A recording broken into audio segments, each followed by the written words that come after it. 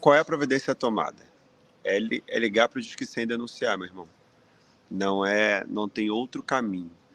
Eu digo, a gente tem visto alguns casos de pastores que estão sendo indiciados não porque abusaram, mas porque não tomaram o caminho social indicado pela polícia, indicado pelos nossos governantes, o caminho correto.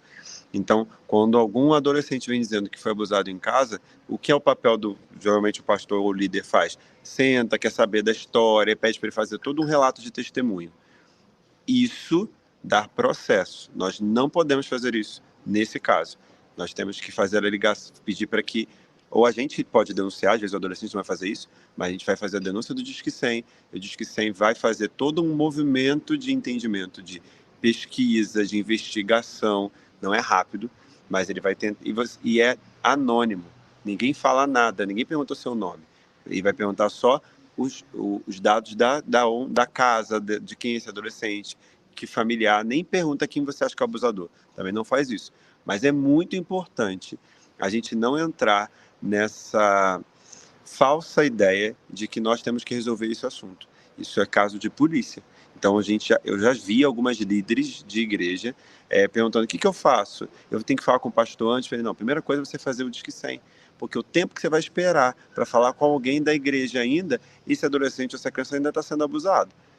E é assustador, porque isso acontece dentro das nossas igrejas ainda também. A gente acreditava que estava blindado, mas ainda é um dos 5 lugares em que o adolescente ou a criança é mais abusado, ainda é em famílias da igreja ou até dentro da igreja. Então, Disque 100, sempre esse é o caminho. Amém. Pastor, aproveitando na sua fala, tem mais uma pergunta aqui. O Maico Leandro, com relação aos adolescentes e jovens que estão indo na igreja, mas os pais ainda não são cristãos, como criar estratégia para que a família dessas crianças possam vir conhecer a palavra de Deus, né? Olha, eu já falei isso para os meus adolescentes, eu vou até falar aqui então. Com relação a adolescentes que são cristãos e os pais ainda não. Se esse adolescente se entregar para Jesus de verdade, ter uma vida transformada, não há pai e mãe que não vai entender quem é Jesus. Porque o pai e a mãe e é a parte mais difícil, né? Porque aqueles que são de casa, igual aquele ditado que casa de ferreiro espeta de pau, é difícil. É difícil você ser crente em alguém que caminha com você todos os dias, que sabe os seus defeitos, que sabe onde você pode cair. Que talvez seja mais fácil brigar dentro de casa do que na rua. Então, se esse adolescente ou esse jovem der testemunho real de Jesus nas suas casas, não há pai e mãe que não vai reconhecer o senhorio de Jesus Cristo. Porque aquele adolescente ou aquele jovem, ele foi alterado por Jesus. Ele foi transformado, justificado. Então, esse filho, essa filha, vão mostrar para os seus pais que há, sim, um poder transformador em Jesus. Então, eu creio muito que essa geração é capaz de falar e de viver o amor de Jesus de uma forma que a gente nunca viu. Eles precisam querer isso, eles precisam ter isso em mente, ser estimulados e motivados a dar testemunho de Jesus onde quer que eles estejam. Na escola, em casa. A gente está até vendo alguns adolescentes agora começando trabalho de pequeno grupo dentro da escola, meus irmãos. Dentro da escola. O menino pediu ajuda, a gente ajudou ele. Ele começou com 8 amigos, que viraram 80 amigos e que depois chegou a 145 amigos. Uma congregação. Tem congregação que não tem 145 adolescentes. E esse único adolescente na escola conseguiu reunir 145 adolescentes toda semana para orar na hora do intervalo e ter um pouquinho ali da palavra de Deus. Então, assim, eles podem. A gente só precisa agora deixar eles fazerem, estimular eles a fazerem. E se eles estão fazendo isso na escola, você imagina em casa. Então, eu creio muito que a vida de um adolescente modificado modifica a sua família. Pegando um gancho, pastor, aqui na região tem 2 casos, né? Eu sou diretor executivo aqui, a gente tem acesso às outras igrejas, pequeno grupo. Algumas igrejas, elas prepararam os adolescentes, pré-adolescentes, para se batizar. Aí chegou no dia do batismo, simplesmente a mãe não deixou. Inclusive, a que não deixou o conhecimento aqui no bairro aqui de São Sebastião, ela é cristã, frequenta uma outra denominação, não deixou o seu filho ser batizado, então, numa das nossas igrejas aqui. E deu aquela desmotivada no adolescente, né? Tipo assim, já que não quer que eu batize, então não vou em lugar nenhum e tal. Qual que é o procedimento da liderança, no caso, da igreja, a fazer? Eita perguntinha pesada, eita! Olha só, eu não sei a idade desse adolescente, né? Então a gente precisa saber a idade, mas vamos supor que seja menor de 16 anos, né? A gente entende que no Brasil... Tá na faixa entre 13 a 15 anos. Então é isso.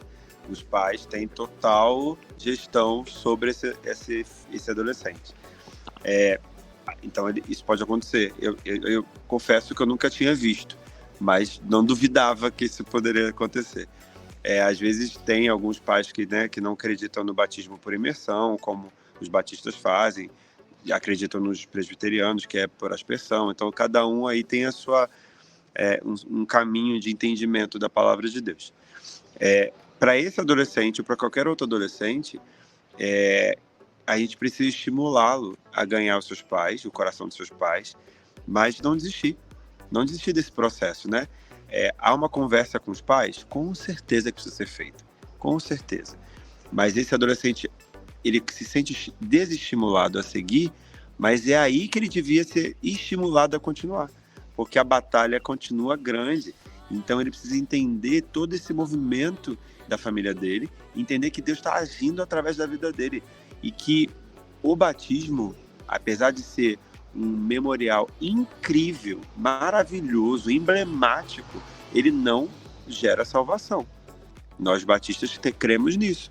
Então, explicando isso para ele, de que ele vai ter um outro momento, que o Senhor vai permitir que ele passe por esse momento de batismo ainda no futuro, trazer eles a esse lugar de, olha, você já está salvo em Jesus, agora vamos para cima, vamos fortalecer essa família, vamos falar do amor de Deus, vamos transformar as pessoas que estão ao nosso redor, desfocar ele dessa situação de fato muito ruim, muito desgastante, mas focar ele no que é realmente necessário hoje como um servo do Senhor.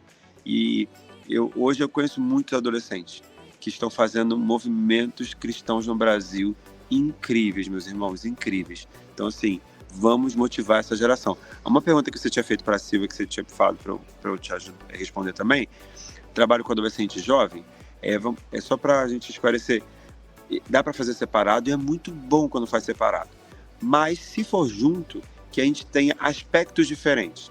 Por exemplo, eu vou trabalhar com adolescente sobre identidade, e para o jovem eu vou trabalhar uma outra temática que são necessárias. Em algum momento, alguma festividade, a gente faz junto, não tem problema. Um retiro, vai fazer junto? Faz junto. Mas lembrar que eles têm características diferentes, tanto o adolescente quanto o jovem. Pode ser um ministério só como uma árvore? Pode.